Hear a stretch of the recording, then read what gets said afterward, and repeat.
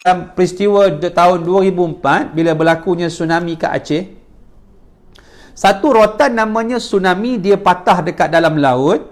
Jadi kerak itu bila dia patah, dia menolak air, dia sedut masuk ke dalam, air jadi surut. Tolakan kedua tu, air yang cukup laju datang dengan tinggi 2-3 kali pokok kelapa. Air tu laju dekat laut 400 km sejam.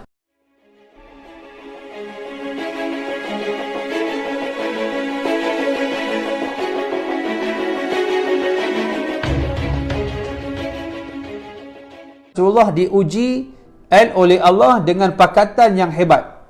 Datang daripada Mekah hampir 10,000, berpakat dengan berbagai kabilah, Quraisynya, Ghatafannya, Abu Bakarnya, arti kata lain berpakat, bergabung pula dengan Yahudi. Yahudi pula melobi supaya orang Mekah ni menyerang Madinah. Dan di dalam kelompok orang Islam di Madinah itu terdapat orang-orang munafik yang menggoncang dari dalam dan dikepung dari luar, dalam keadaan umat Islam digoncang. Dan sebab itu sahabat yang saya kasih sekalian, bila mana kita sebut, Allah sebut dengan perkataan wazulzilu zizalan syadida, suratul Ahzab ayat 12. Maknanya Allah beritahu, cuba kamu lihat orang beriman di zaman Rasulullah, mereka diuji dengan pakatan Ahzab ni, tentera Ahzab, bagaimana hati mereka digoncang. Wazulzilu zizalan syadida. Macam mana cara digoncang? Dengan goncangan yang sangat dahsyat. Sebab itu Allah menggunakan dalam surah Az-Zalzalah perkataan idza zulzilatil ardu zilzalaha. Kalau kita tengok dalam peristiwa tahun 2004 bila berlakunya tsunami ke Aceh, satu rotan namanya tsunami, dia patah dekat dalam laut. Jadi kerak itu bila dia patah, dia menolak air, dia sedut masuk ke dalam, air jadi surut. Tolakan kedua tu, air yang cukup laju datang dengan tinggi 2-3 kali pokok kelapa. Air tu laju dekat laut 400 km sejam. Rotan tu nama dia apa? Nama dia tsunami, dia kena dekat Aceh. Aceh saja membunuh 124,000 nyawa. Dia naik dekat Kuala Muda, dia naik dekat Batu Feringgi, dia naik dekat Pulau Phuket, dia naik dekat Sri Lanka, dia naik dekat Bangladesh, dia naik sampai dekat Somalia dan Tanzania. Cuba tuan-tuan cuba fikir, dia punya rotan dekat Aceh, dia potong sampai Tanzania. Aceh ni Asia Tenggara, Tanzania ni Afrika. Dia boleh potong membelah begitu, hanya satu rotan. Pada tahun 1856 berlaku satu gempa bumi kuat di mana? Di China. Membunuh lebih kurang dalam 400 juta nyawa dalam masa beberapa minit. Maksudnya Allah bagi sikit dekat Gunung Everest, Nepal, Allah bagi sikit Lombok, Allah bagi sikit Palu, Allah bagi sikit Aceh, sikit-sikit pun ratus ribu dah mati. Tapi macam mana kalau Allah sebut idza zulzilatil ardu zilzalaha? Yang aku goncang ni bukan Aceh, bukan Malaysia, bukan Pulau Phuket, bukan Bangladesh, bukan Sri Lanka, bukan Tanzania, bukan Somalia, bukan. Ni globe ni, dunia ni aku goncang semua. Idza zulzilatil ardu zilzalaha. Semua ni aku goncang. Laut itu aku panaskan macam kuali besar, jadi relau.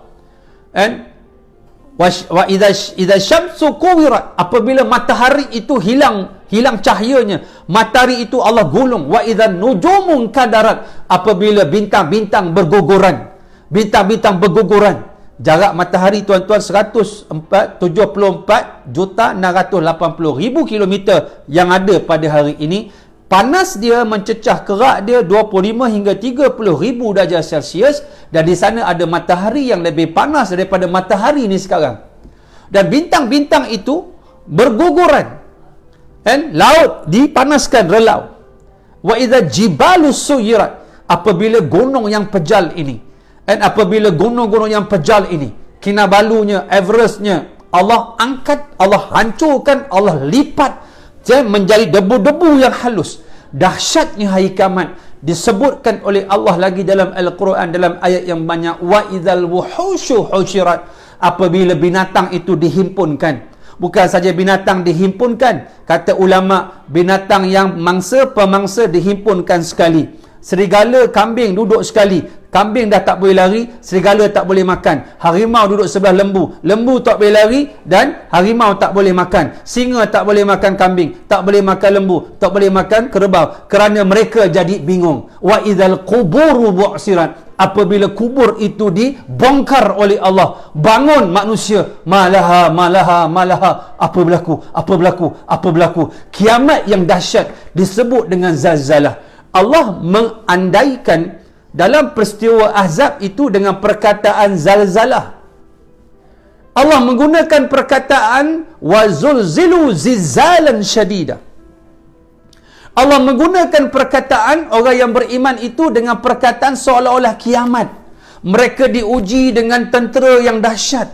Mereka dikepung dalam keadaan mereka sedikit, tak ramai, minoriti, makanan tak cukup, serba kekurangan. Gali parit pun dalam keadaan lapar, tak ada makanan. Sahabat ikat satu batu dekat perut, minta Sayyidina Umar tolong sebab dia pak mertua Nabi. Wahai Umar, jumpa beritahu Rasulullah dalam keadaan kami ni lapar. Bila Umar nak jumpa Nabi, nak cakap, dekat perut Rasulullah lagi banyak batu yang Nabi ikat. Ketika itu sahabat-sahabat diuji oleh Allah Subhanahu Wa Taala dengan gerakan Ahzab ini.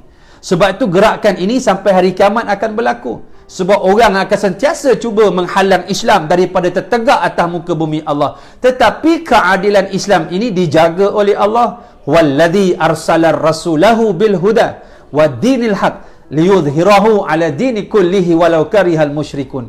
Allah tu yang kirim Islam. Allah tu yang akan jaga Islam. Kita orang beriman nak takut apa? Allah jaga kita. Cuma kita bila berjuang ini, jangan sampai kita takut dengan musuh-musuh Allah untuk tidak berjuang. Allah nak beritahu orang dulu juga diuji. Lebih teruk, Allah menyebut dengan perkataan zalzalah. Mereka diuji dalam suratul Ahzab. Boleh rujuk suratul Ahzab ayat 12. وَزُلْزِلُوا زِلْزَالًا شَدِيدًا. Begitu juga Allah menyebut dalam ayat yang lain. Contoh saya ambil dalam surah apa?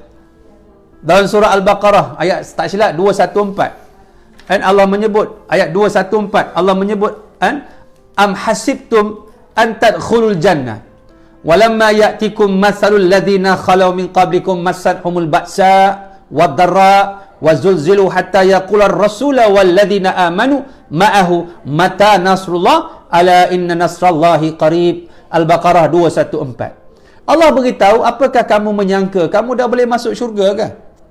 Sedangkan belum sampai kepada kamu ujian seperti orang sebelum kamu, yang mana mereka itu diuji oleh Allah. Pertama, masadhumul ba'sa, mereka ditimpakan kebinasaan, malapetaka, mereka diuji, mereka digoncang, kematian, wadarra, hilang anggota badan, hilang nyawa, jadi miskin. Yang ketiga, wazulzilu, perkataan zalzalah disebut, wazulzilu, digoncang mereka itu, sehingga hatta yaqular rasul walladzina amanu ma'ahu mata nasrullah, sehingga rasul dan orang beriman berkata, wahai Allah, bila nak menang, bila nak menang, bila nak menang. Ala inna nasrallahi qarib, sesungguhnya kemenangan Allah tu hampir. Dalam keadaan Allah kata dah dekat dah nak menang, kamu bersabarlah, kamu bersabarlah. Dalam keadaan perkataan disebut perkataan goncang. Suratul Ahzab ayat 12, perkataan wazulzilu, digoncang. Kemudian kita jumpa dengan surah namanya Zalzalah. Surah Al-Zalzalah dalam Quran menceritakan tentang kiamat. Juga perkataan goncang disebutkan juga tentang jiwa Nabi dan sahabat yang digoncang, iaitu dalam surah Al-Baqarah 214. Sehingga mereka mengatakan, Nabi minta, ya Allah, bilakah kemenangan? Ya Allah, bila kemenangan? Ya Allah, bila kemenangan? Digoncang. Begitu teruknya ujian untuk sampai kepada martabat kekasih Allah. Bahawa kita ni dalam kita pemahaman ini, bila Nabi sebut pendek saja, Nabi kata wa anta khuzni billahi laumatul laim. Nabi pesan kepada Abu Dzar, Nabi pesan pada kita, bila kamu tegakkan Islam, kamu jangan takut celaan orang yang mencela. Sebab orang yang mencela ni sebahagian daripada perkara yang kamu akan jumpa. Sebab itu dalam menyuruh kerja-kerja ini, kamu kena banyak bersabar. Sebab itu inilah ujian dia. Dan sahabat Nabi itu, sifat dia macam mana? Sifat dia bila Allah sebutkan dalam surah Al-Ahzab lagi ayat 22 dan 23. Saya nak tutup dah. Allah sebut dengan perkataan walamma ra'al mu'minuna al-ahzab qalu hadza ma wa'adana Allahu wa rasuluhu wa sadaqallahu wa rasuluhu wa ma zadahum illa imanan wa tasliman.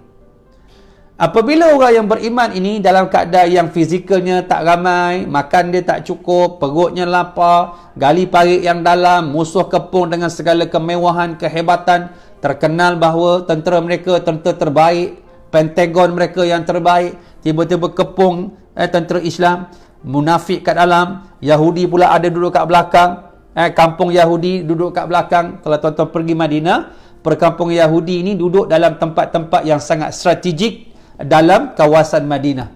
Maknanya kalau mereka nak attack, nak jadi backstabber ikut belakang pun cukup hebat, mudah mereka untuk mengalahkan. Tetapi Allah jaga orang yang beriman. Walaupun mereka itu secara fizikalinya begitu, tapi bila datang tentera Ahzab, mereka kata apa? Tengok ni iman mereka. Walamma ra'al mu'minuna al-ahzab, apabila mereka melihat tentera Ahzab sampai, yang cukup ramai ketika itu, mereka hanya 3,000 orang dalam keadaan serba du'afa, serba kelemahan. Mereka nampak, mereka berkata apa? Qalu hadza ma wa'adana Allah wa rasuluhu wa sadaqallahu wa rasuluhu. Bila mereka nampak tentera Ahzab, mereka berkata, orang beriman kata, inilah tentera yang dijanjikan oleh Allah dan Rasulnya. Maksudnya mereka bukan takut. Mereka kata, inilah janji Allah dan Rasulnya, kami akan diuji oleh tentera yang begitu hebat.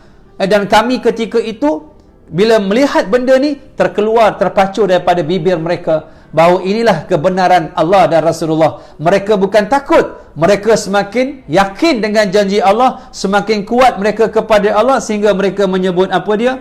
Wa ma zadahum illa imanan wa taslimah. Mereka nampak bukan lari, mereka nampak bukan takut, mereka melihat, mereka bertambah yakin, mereka bertambah kuat iman mereka, semakin kuat mereka wa yusallimu, dan mereka ila imanan wa tasliman. Iman mereka semakin bertambah. Kedua, semakin kuat penyerahan mereka kepada Allah, semakin yakin dengan janji Allah, semakin kuat semangat maknawiyahnya, spiritualnya untuk berjuang, walaupun secara fizikalnya kekurangan kebendaan, makanan, logistik, tetapi kekuatan dalam. Dan sebab itu bila mana mereka melihat, mereka semakin kuat iman mereka, bukan semakin takut. Dan sebab itu ayat itu saya nak gandingkan dengan ayat 23. Ayat 23 Allah sebut lagi, tengok minal mu'minina rijalun sadaqu ma ahadullaha alaihi faminhum man qada nahbahu wa minhum man yantazir. Dalam keadaan ini, di kalangan orang yang beriman itu, bukan semua orang beriman itu orang yang dipilih oleh Allah. Sebab itu Allah sebut minal, sebahagian daripada orang beriman terdapat tokoh-tokoh pahlawan, tokoh-tokoh batal, hero. Bila sebut tokoh batal ni, terjemah kita rijal ialah jamak bagi rajul, tetapi bukan bermakna dia laki-laki, tidak. Ada yang dikaitkan dengan pendekar itu wanita. Sebab itu wanita di zaman Rasulullah bila balik perang, pertama mereka akan tanya, Nabi selamat tak? Nabi selamat tak? Nabi cedera tak? Dah nampak Rasulullah selamat, Rasulullah tak cedera, barulah mereka teringat suami mereka pergi perang dengan Rasulullah, ayah mereka perang dengan Rasulullah, adik mereka, abang mereka perang dengan Rasulullah. Keutamaan muslimat itu kepada Rasulullah yang pertama. Sebab itu ada seorang wanita yang namanya Hansa. Hansa ni dia hidup dua zaman, zaman jahiliah, zaman Islam. Dia hidup dua zaman. Di zaman jahiliah, Hansa ni dia seorang penyair. Bila sebut saja abang dia pergi perang, kalau cedera, dia buat syair seolah-olah dunia ni kiamat. Tuan-tuan, puan-puan, muslimin, muslimat. Tapi di zaman Islam, anak dia 3 orang pergi ikut menyertai peperangan Qadisiyah di zaman Umar Al-Khattab. 3 anak dia mati syahid. Ketika mana anak dia mati syahid, rombongan daripada khalifah nak beritahu anak dia mati syahid, rombongan jadi teragak-agak, takut-takut, dia terperanjat. Sebab apa? Orang tahu Hansa ini di zaman dia jahiliah, dia tak boleh terima keluarga dia cedera ketika dia tak Islam. Tapi bila mana di zaman Islam, anak dia mati serentak, mati syahid 3 orang. Jadi rombongan ni nak beritahu serba salah. Tapi bila dah arahan Amirul Mukminin Umar Al-Khattab, dia beritahu. Tapi bila beritahu saja Hansa anak dia gugur syahid 3 orang serentak, Hansa kata apa? Alhamdulillahilladzi syarafani bimautihim. Maha suci Allah yang telah memuliakan aku dengan kematian ketiga-tiga orang anak aku. Bila mari je zaman Islam, dia jadi tenang iman dia. Walaupun anak dia mati, bukan cedera, dia rasa mulia. Kerana apa? Mulia kerana anak dia mati syahid.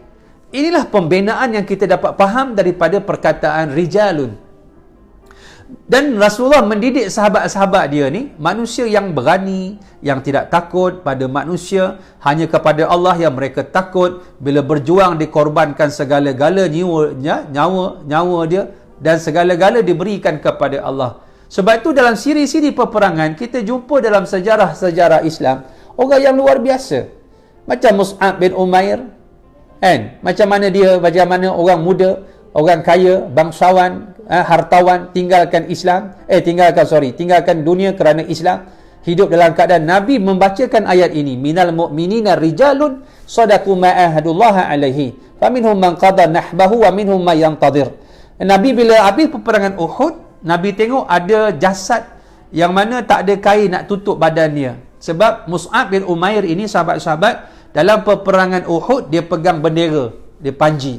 Tangan kanan dia putus, dia pegang tangan kiri, tangan kiri putus, dengan sisa tangan yang ada dia kapit dekat tengah-tengah ni panji, dia gigit sampai dia gugur sebagai syahid. Dia mempertahankan panji tersebut.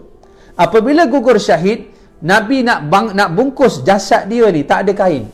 Dia pakai jubah dia bawa sikit sampai lutut.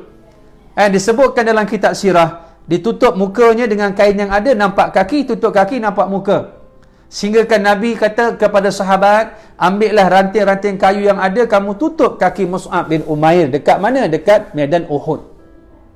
Sahabat yang sekasih sekalian, Nabi bacakan ayat yang saya bacakan tu tadi. Minal mu'minina rijalun. Di kalangan orang yang beriman itu terdapat tokoh-tokoh, rijal-rijal, bukan semua. Sadaqu ma ahadullah alaihi. Membenarkan janji mereka untuk berjuang dan syahid, mati gugur dalam perjuangan Islam ini. Mereka membenarkan janji mereka. Antaranya, wahai Mus'ab, engkaulah orang yang melihat, aku lihat orang yang telah gugur membenarkan janji engkau kepada Allah. Nabi menitiskan air mata Nabi yang mulia itu dalam peperangan Uhud bila melihat jasad Mus'ab bin Umair yang terkujur. Kau dulu wahai Mus'ab, pemuda yang paling dikasihi, diberikan nikmat oleh keluarga engkau ketika di Mekah. Engkau sangat kaya, engkau dibelai, engkau dipupuk dengan penuh kelebihan oleh keluarga engkau. Hari ini engkau gugur sebagai syahid. Tidak ada kain yang dapat aku gunakan untuk membalut tubuh engkau yang mulia. Nabi bacakan ayat suratul Ahzab ayat 23 ini. Menitis air mata Rasulullah. Tuan-tuan, inilah yang nak sebut bahawa bagaimana kita kata memperjuangkan agama Allah ini, kualiti yang Nabi bina pada sahabat. Dalam peperangan Uhud juga, cuba tengok sahabat-sahabat yang lain. Malik bin Sinan, ayah kepada Abu Sa'id Al-Khudri. Dalam ketika perang tu sedang berlaku peperangan Uhud, dia cari Nabi saja. Kenapa? Dia nak mempertahankan Nabi. Dan mengalir darah pipi Nabi. Dia jilat darah Nabi. Dia jilat dengan lidah dia. Dan dia pertahankan Nabi. Sehingga beberapa anak panah menembusi dadanya dan digugur di hadapan Rasulullah SAW. Sehingga Nabi kata, kalau kamu nak cari sahabat yang mana darahnya bercampur dengan darah aku, itulah Malik bin Sinan, anaknya Abu Sa'id Al-Khudri. Allahu Akbar. Ada sahabat nama dia Hanzalah, baru kahwin, keluar rumah terus pergi perang, gugur syahid. Sahabat tengok rambut dia basah, rambut dia basah macam lepas mandi. Lalu sahabat tanya Rasulullah, kenapa ni? Lalu kata Rasulullah, kamu tanya isteri dia. Rupanya malam pertama kahwin tu, malam pengantin tu, dia keluar rumah tak mandi junub lagi. Ketika dia gugur syahid, rambut dia basah. Kata Rasulullah, aku melihat malaikat Allah memandikan jenazah Hanzalah. Malaikat yang mandikan jenazah Hanzalah. Tak sempat mandi wajib, keluar rumah sebab panggilan jihad. Kerana mendahulukan Allah, mendahulukan Islam daripada isteri yang baru dia nikah pada malam tersebut.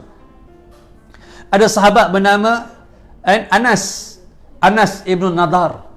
Apabila pungut jenazah ni, 70 orang jenazah Uhud gugur syahid. Ada satu jenazah tu orang tak tahu siapa jenazah ni siapa. Sampailah datang adik perempuan dia. Dia kata, ya Rasulullah, ini abang aku Anas bin An-Nadar.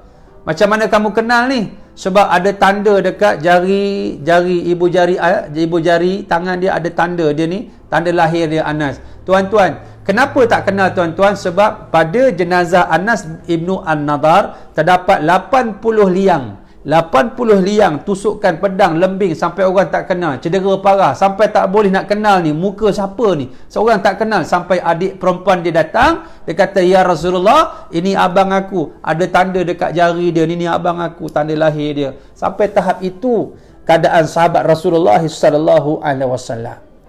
Maknanya sahabat-sahabat Hamzah bin Abdul Muttalib, Abdullah bin Jahsh, Mus'ab bin Umair, Malik bin Sinan, Anas bin An-Nadar, Hanzalah, Abdullah ayah kepada Jabir bin Abdullah, Sa'ad bin Abi Waqqas.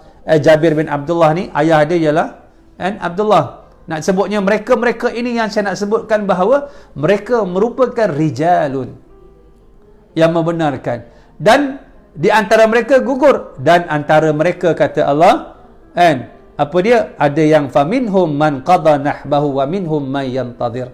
Ada yang dah gugur syahid, ada yang menanti-nanti untuk gugur syahid menegakkan agama Allah Subhanahu wa taala. Wa ma badalu tabdila. Sebab itu menjadi manusia yang memahami bahawa menegakkan agama Allah itu merupakan satu kemuliaan. Tak semua orang boleh lakukan, tak semua orang boleh faham. Tapi bila kita buat kerja Islam ini, orang nak kata pilah. Orang nak kata apa, nak hina ke, nak cerca ke, apa pun, kerana ia merupakan asam garam dalam perjuangan agama Allah Subhanahu wa taala. Jadi sahabat yang saya kasih sekalian, itulah maknanya apa dia? Nasihat Rasulullah yang ke-6. Insya-Allah esok yang terakhir, yang ke-7. Habis daripada hadis ni kita akan pergi kepada kitab, insya-Allah nak sambung kitab tafsir surah An-Nur, surah ayat-ayat Madaniyah, insya-Allah, yang kita dah berhenti hari tu tempoh PKP, insya-Allah. Jadi mudah-mudahan ada kebaikan. Dan semalam saya masih lagi dalam siri pencarian tempat-tempat dalam Selangor, kot-kot ada tanah wakaf ataupun orang nak jual dengan harga yang berpatutan. Cuma syarat saya senang saja, ada 4 ekar, 3-4 ekar boleh lah, biar sesuai. Ada tempat budak-budak nak main futsal dan sebagainya, ada surau, ada rumah, sesuai lah untuk mereka belajar. Jadi kalau ada yang nak jual, boleh lah. Tapi maksudnya saya tak ada duit. Cuma saya kata nak jual, bagi saya masa dalam setahun ke 8 bulan ke, saya cari duit, saya bayar. Kerana kita tidak ada cash money, kita ada duit. Tapi kalau ada yang nak berbincang, insya-Allah saya memang agak bersemangat lah, sebagaimana dah kami dapat bangunkan sekolah di Muar, dan insya-Allah yang ni berada di Selangor secara khususnya. Saya nak bangunkan madrasah untuk pelajar dan juga orang-orang yang pencen, mereka nak duduk kat pondok, insya-Allah kalau benda tu besar, tempat dia sesuai, boleh bincang. Jadi cuma yang tak sedapnya bila itulah orang kata nak tolong tapi lebih kepada nak ambil untung, dia nak kenakan kita kadang ejen, markup dan sebagainya. Kita pun bersabarlah nak buat macam mana. Mudah-mudahan Allah belum tentukan lagi jodohnya, insya-Allah ada rezeki, insya-Allah. Kalau sahabat-sahabat ada, tolong panjang-panjangkan, insya-Allah kita nak bina, nak membangunkan ummah, insya-Allah. Saya minta maaf terkasar bahasa dan sebagainya. Yang baik datang pada Allah SWT, sekelemahan datang pada diri saya sendiri. Bismillahirrahmanirrahim. Allah manfa'na bima 'allamtana wa 'alimna ma yanfa'una. Ya Allah, manfaatlah pada kami dengan apa yang Kau ajar pada kami. Ajarlah kepada kami dengan perkara-perkara yang bermanfaat bagi kami. Ya Allah, ampunkan dosa kami, ya Allah, pada hari Jumaat yang penuh kemuliaan ini. Dosa kami banyak, ya Allah. Kalau Kau tak hapuskan dosa kami, kepada siapa kami nak mengadu, ya Allah. Ampunkan dosa kedua orang ibu bapa kami. Ampunkan dosa kedua-duanya, ya Allah, yang telah mendidik kami masa kecil sehingga kami mengenal-Mu, ya Allah. Ampunkan dosa suami kami, isteri kami, anak-anak kami, adik-beradik kami, sahabat jiran kami. Ampunkan dosa tok-tok guru kami, para alim ulama kami yang tidak jemu-jemu membimbing kami ke arah jalan petunjuk-Mu. Ya Allah, ya Tuhan kami, jadikan anak cucu zuriat keturunan kami anak-anak yang soleh dan soleha, beriman dan bertakwa, mendirikan solat, menutup aurat, tahu membaca Al-Quran, anak-anak yang boleh menegakkan Al-Quran, ya Allah, anak-anak yang kasih dan cinta kepada Al-Quran, ya Allah, anak-anak yang boleh memandi, mengkafan, mendirikan solat jenazah untuk kami, anak yang boleh mengusung keranda kami ke kubur, anak yang boleh memimpin tangan kami ke syurga-Mu. Rabbana taqabbal minna innaka antas samiun alim wa tub alaina ya Allah innaka antat tawwabur rahim. Rabbana atina fid dunya hasanah wa fil akhirati hasanah wa qina azabannar. Subhana rabbika rabbil izzati amma yasifun wassalamun alal mursalin walhamdulillahi rabbil alamin. Taqabbalallahu minkum minna wa minkum taqabbal ya karim. Mudah-mudahan tuan-tuan Allah berkati hidup tuan-tuan puan-puan muslimin muslimat, kita teruskan kita punya agenda sebagai hamba kepada Allah. Jangan lupa amalan-amalan kita sebelum Ramadan, dalam Ramadan, lepas Ramadan.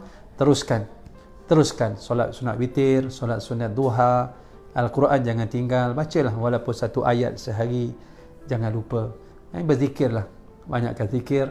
Hari Jumaat banyakkan selawat atas junjungan besar Rasulullah sallallahu alaihi wasallam.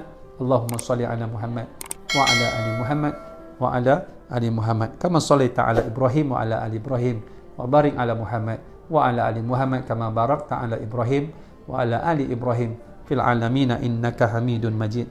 Assalamualaikum warahmatullahi